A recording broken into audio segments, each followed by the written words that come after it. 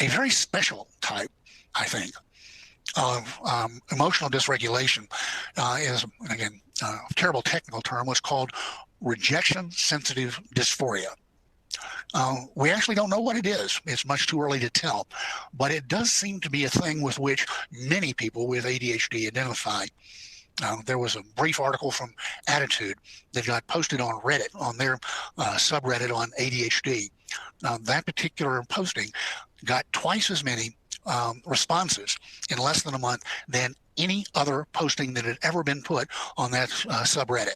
It really touched a lot of people in a strong way.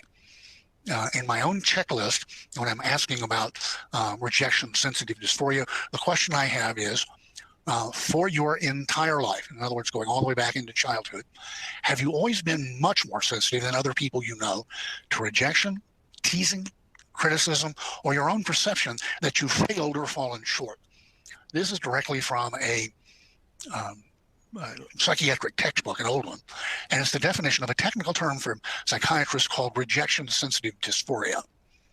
It's important to note this is all a matter of degree. No one likes being rejected or criticized. Everybody hates it when we fail, we fall short, especially in front of other people. Rejection-sensitive dysphoria is much more intense. And it's much more than this universal discomfort. When they were originally doing the research on this particular idea back 45 years ago, they wanted to get that intensity right up there in the name, and so they chose the word dysphoria, which unfortunately happens to be Greek, but it means unbearable, because that was the description they were getting from people over and over and over again. For, again, reasons unknown, people with rejection sensitivity have trouble describing what the intense emotion is all about. They can describe its intensity. It's awful, it's terrible, it's catastrophic, but not the quality of the mood.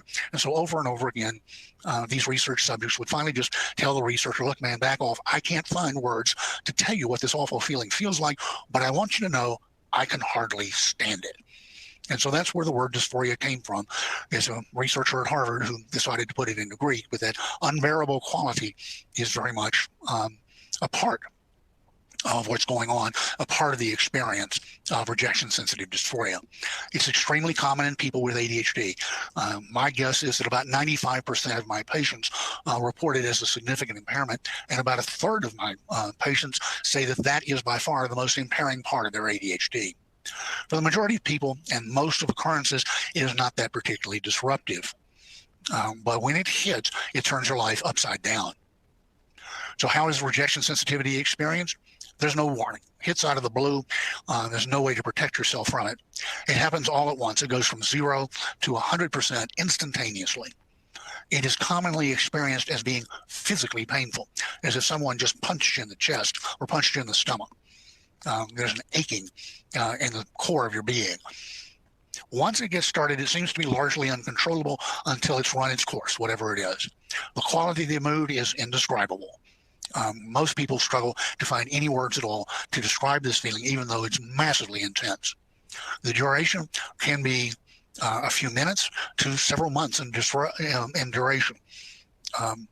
It's a very, very potent experience and can make it very difficult to risk ever being rejected or criticized again. If this very intense emotional reaction is internalized, it looks for all the world like an instantaneous major depression, complete with suicidal thinking.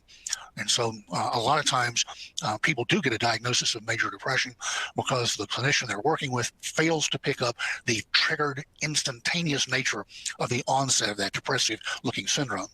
If it's externalized, it presents as a rage that is directed at the person or situation that wounded them so terribly. In fact, being wounded is a very common description. This sort of sudden trigger change with an intense emotional response not uncommonly leads to a misdiagnosis of borderline character organization.